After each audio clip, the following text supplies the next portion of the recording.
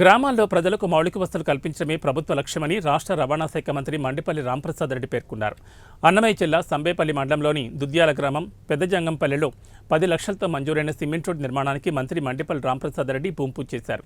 ఈ సందర్భంగా మంత్రి మండిపల్లి రాంప్రసాద్ రెడ్డి మాట్లాడుతూ రాష్ట్ర ప్రభుత్వం ప్రతి గ్రామంలో ప్రజలకు అన్ని మౌలిక వసతులు కల్పించి వారి సంక్షేమానికి బాటలు వేయడం జరుగుతుందన్నారు.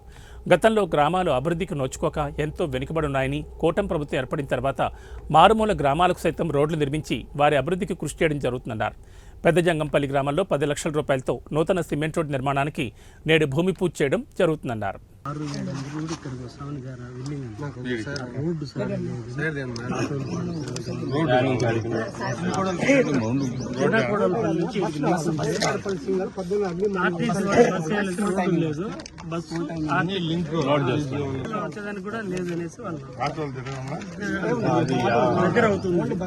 రెండవది ఇక్కడ బోర్ ఉంది సార్, స్కూల్ బోర్ అది చెడిపోయింది.